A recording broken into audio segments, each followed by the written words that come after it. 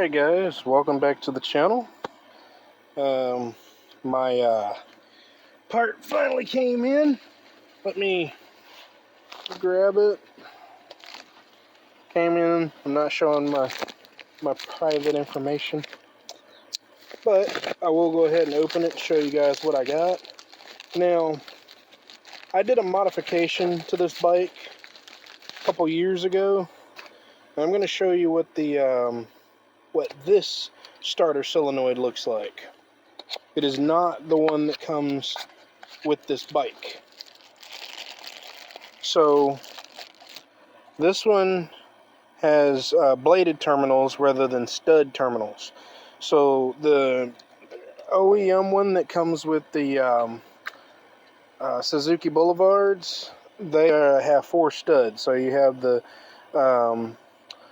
I think this is for the starter, and then this side over here is for the battery, and then you have the trigger wires, which is up there on the handlebar.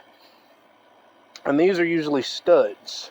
Well, if you look down in here and you see how well these are soldered down in there, I like that design. So you can still have these get loose and self-engage, which is what's going on with that one down there. But the ones that were original, these pieces here, the trigger terminals, those would also get loose and self-engage. So what I ended up doing was taking the pigtails off of an old mower. You heard that correct, an old lawnmower. And that's what slides down onto these terminals. They're individual little pieces that slide down on here. And I mean, this is only the second this is the second starter solenoid that I'm replacing on this bike since upgrading to the bladed terminal. Now, when I had the OEM on there, I went through like 6 or 7 of them. It was a constant, you know, I'd wake up in my bike. I thought someone was stealing my bike because the thing was just, going off, trying to start. And I thought someone was trying to steal my bike, but it was just this that had failed. And like I said, I upgraded to the bladed one. So I haven't had any issues other than it's been sitting up for a while, so it was to be expected to have some sort of electrical gremlins happen. So I will go ahead and get started. I'm on my tripod today, which makes things a whole lot easier. Let's see here. What we're going to do is we're going to start with removing the little cover here. I'm going to see. I found this on the ground. I'm glad I did. So this just goes over this. It's not really necessary, but I like to keep up with it. So let me go ahead and unscrew this piece here. And what I love about having this little OSB that is severely disintegrating, I can just drop my screws right here on the ground and don't have to worry about losing them in the grass. I do plan on upgrading one day to a concrete slab, and I'll probably just do a 4-foot by 8-foot concrete slab for my motorcycle, and that way I can work on my bike a little more professionally. But for now, I work with what I got. So go ahead and move that out of the way. That's for the fuel pump. Anyway, I do need to take the side cover off.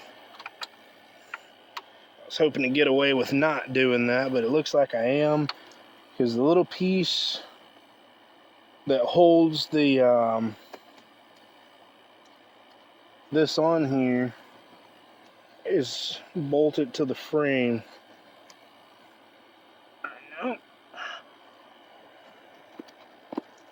That's the air box. Yeah, that's my air box, so that's what it's bolted to. But I'm just going to take these two little screws off. This little side piece here. Make it a little bit easier to work with. It's just two little screws, so if I ended up taking it off, and I didn't need to take it off, it's not that big of a deal. Plus, I can throw my screws inside this little piece here, my little fairing. Alright. So, what do we got now?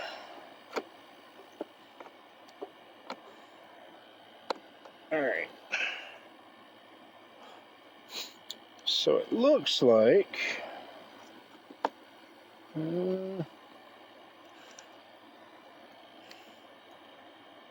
little bit different design on the little piece that's holding on to the solenoid. So what I'm gonna do, if I can, trying to pull this solenoid out of this little rubber holder here. There we go. And I think this is what I ended up doing years ago. It's just been so long I don't remember, but what I'm gonna do is I'm gonna have to go grab a 7mm socket ratchet and take off this ignition coil, this one right here, and that way I'll be able to just pull this out right here.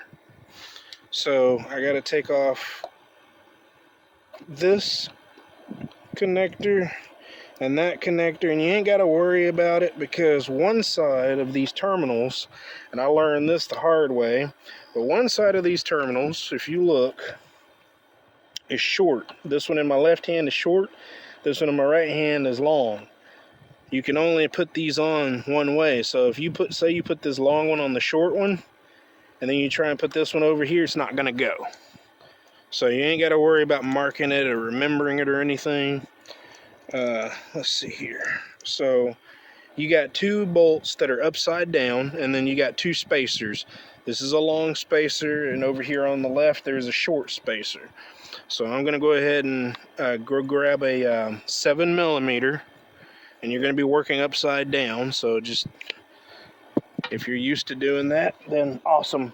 I'll be right back.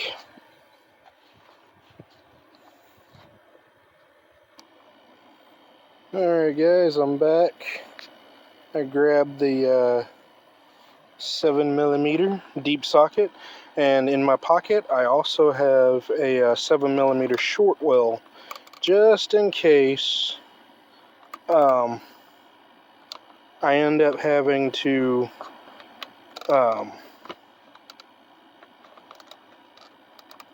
need a shorter one. I'm trying to adjust the oh geez, now I know what I did wrong.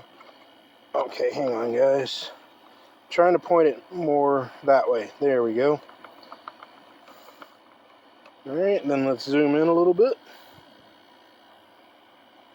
Alright. Turn it just a hair. There we go. Now, just a little pointer. Now, I've been working on vehicles for 30 plus years. So, I mean, it's in my nature to just, know how to do this. But if you set your ratchet for, this is just a pointer for people that are new to this. Not an insult for people that have experience, but if you set your ratchet, since you're doing something upside down, go ahead and set it to, righty-tighty, lefty-loosey. So if you set it to the left where this loosens, when you go upside down, you don't have to worry about, oh, am I going to strip this out? Alright, so I grabbed the wrong one. This is not a size 7. This is a 8mm. I will be right back. Alright guys, I grabbed a size 8. Now I could have simply checked it and realized it was not the right size, and then swapped out the right size and just not said anything, but it's just not in my nature to do something like that. I still make mistakes. I don't care if you've got 10 years of experience working on a vehicle, 20 years, 30 years, 50 years, it doesn't matter. You're still going to make mistakes. Alright, so that side is off. For some reason I'm hitting against whatever that is, so move that out of the way. There we go. I'm wondering if I can just loosen this one and turn it. There we go. I don't want to... Let's see here. Is that a cable or a hose? I think that's a cable, so I'm not worrying about breaking it. But yeah, turn it just enough to where I can take this out of here. There we go.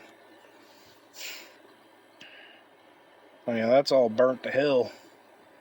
Alright, so I'm taking these top nuts off of this old solenoid, and I'll show you why. So these are adjusted to a certain depth from the manufacturer,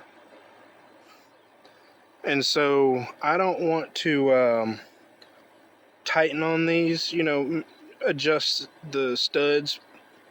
So, oh boy, that is a 10 millimeter, I believe. Yes. So there we go. I just snugged these down. I don't want these to get disturbed. So what I'm going to do is I'm just going to put these on here. Actually, it's going to go in like that. But I'm just going to put these on here and then put these nuts that I just grabbed off of the old solenoid on top of these. And it'll hold it in place and it'll be just fine. So I'm going to move that out of the way. And then this little holder. If I remember, a couple years ago, I think I ran a Dremel, a little cutting wheel on here, and split that open. And it's worked ever since. So there you go. So, I'm gonna go ahead and find the other. Here's one of the cables. I'm trying to find the other one. Oh, it's right in front of my face. Wow. So we're gonna throw this one, a short one, right here. Alright, come on. Actually, I'm gonna bend this down a little bit. There we go. Okay, so I'm gonna put this one. This would be a little easier if I had a pair of needle nose pliers. Just throw it on there and set it where I need it. But, oh well, I'm not gonna keep getting up every 5 seconds for some tools. I hate working like that, I honestly do. Put this on here. Oh, that ain't gonna... Come on. Oh, come on.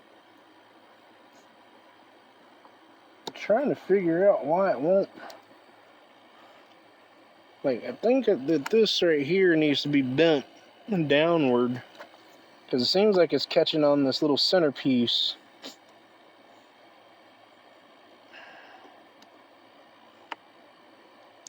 Yeah, it's kind of what it's doing, but I think I can let that ride right there. If I can get enough threading.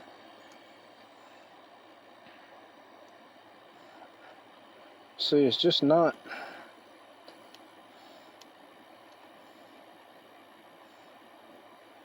Trying to see if it'll even go on this one.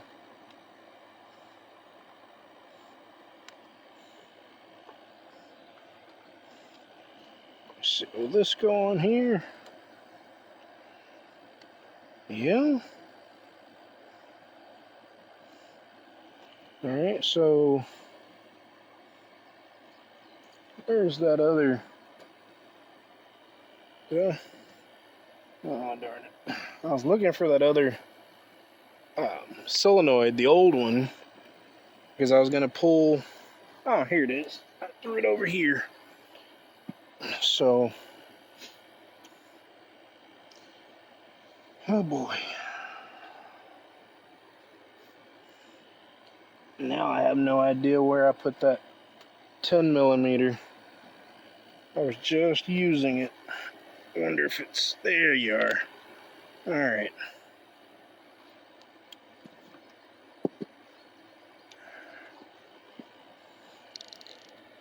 Go ahead and take one of these good nuts off of here. The one that I was trying to put down on there was scorched real bad.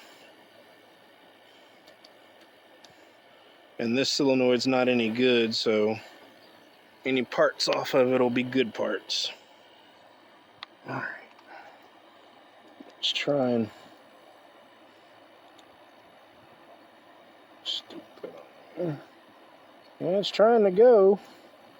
The only downfall is that little tab is pushing over into this little side piece here. So I am going to have to go get a pair of pliers. I will be right back. Jeez.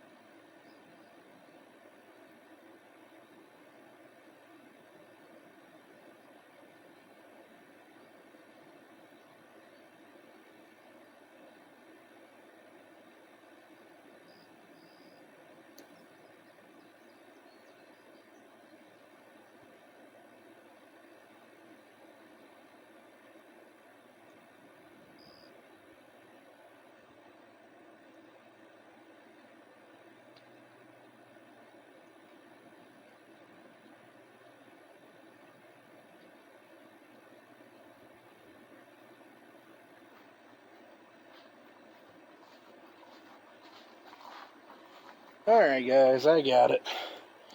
Didn't realize that this was almost 20 minutes into this video. I really hate it when a 5-minute project turns into an hour-long project. I really do. But now that's sitting at a 90-degree angle. Let's see here.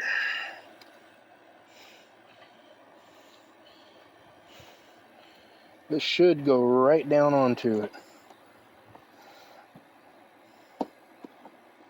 If I can get that out of the way. Thought that would help, but that seems more of a hindrance. Okay, come on. What are you catching on? You should go right on. There we go. Alright, so if I can get that nut, put that on there. Okay, come on. The other side shouldn't be that difficult. Go ahead and I did grab a 10 millimeter while I was over there getting these long needle nose. So hopefully this will go on without a problem. Hopefully.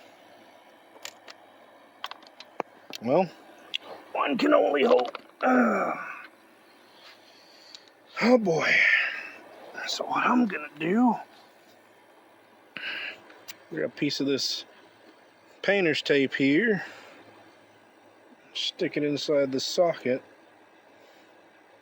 That way it'll have some grab. There we go. There we go. Alright, now let's try that again.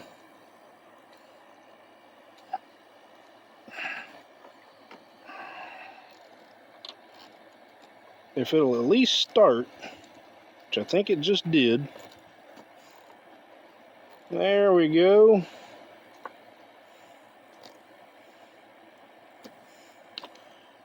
Alright, so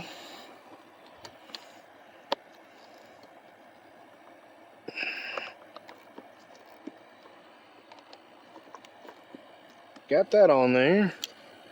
So now it's just a matter of putting the other side on.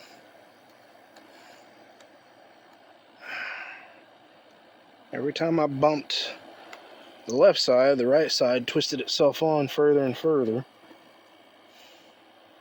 Alright, come on. Like I said, I think this side is just gonna go on with very little problem. Okay, that's partially on. So you should. Yep. Like I said, I've replaced quite a few of these. You know, like I said, because the old terminal, the OEM terminal, would go out and fail rather quickly. But these are the ones that I had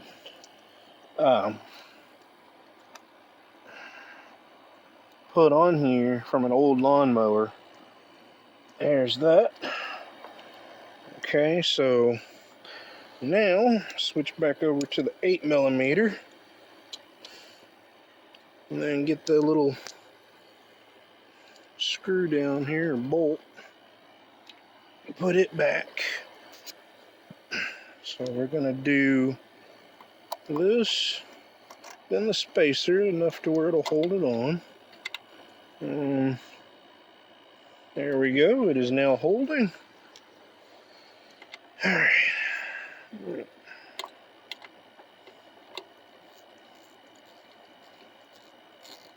We're almost done. And I'm gonna put that little rubber piece on there to cover up these terminals.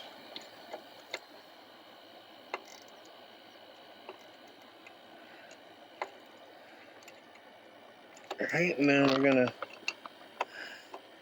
tighten that one back up. Alright, then we're gonna plug these back in, and remember, one side's long, the other side's short, so you cannot put those on wrong.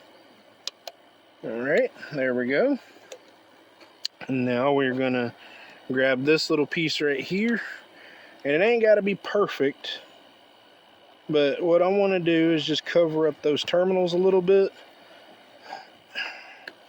the exposed terminals that goes from the battery to the starter. So like I said, it ain't got to be perfect, just hold it to where when you set this down like that, it'll pretty much hold it in place. But that way you don't have to worry about something accidentally touching them, making contact and shorting it out. So after this, I do believe that this seat can go back on, which I will do that later. I've been keeping the seat off of here because I've been chasing electrical gremlins, and then of course I knew that this was coming up, so that's why I didn't have the seat on there. Now we're gonna put this little side cover back on. Let's see here. Alright, so let me zoom out and then bring it back up a little bit. And then we're gonna come on back a little bit more like that. Yep, there we go. And you can call me lazy all you want. I know the seat just came in the frame, but I just busted my butt all day at work today, so I deserve to sit down. As a matter of fact, one of the I don't really know what his position is, but we call him a bigwig with the company. He wants me to start taking a leadership position with the company. They want to start training me on more heavy equipment. I mean, I can operate a skid steer and a mini track hoe, but they want me to learn on other heavy equipment, which I am all for it. I mean, I'll be 40 at the end of this year. In December, I'll be 40. And he said that he would like to see me in the next few years in a position that doesn't require so much labor. That way it's not as hard on my body. And I was very happy to hear those words, especially coming from someone very high up with the company. So what we're gonna do now, I don't know if you guys remember, but the last time I had this bike running, I turned the fuel supply off and I ran the carbs dry, and I did that for a reason. I don't know how long it's gonna be until I get this bike back on the road. I'm planning on doing it tail end of this month, the beginning of next month, but I don't want this fuel just sitting in those carbs like they did. That bad gas set in here for 4 months. But what I'm gonna do is I'm gonna hook up my truck and these jumper cables to it, and all I'm gonna see is it gonna try and start with the power hooked up? If it doesn't, then I'm going to hit that button up there on the handlebar. There we go, that's a better shot right there. I'm gonna hit that button up there on the handlebars, and if that tries to start the bike, great. I'm stopping right there. Well, for one, both of my 2 toddler kids are asleep. Came home from work and my wife said she had a hard time getting them down for a nap, but they are now down. So I mean, I'm not trying to have this thunderous thing roar to life and wake them up. So yeah, I just want to see if it'll engage the starter motor. So I will be right back after I put my truck in position, hook these cables up, and I will just start the video from there. Alright guys, so I've got everything hooked up. So now we are going to turn the key and see if it'll try and turn over with the button, because as of right now it is not trying to start with power hooked up to it, so that's a very good sign. So let's see if it'll try and start with the button.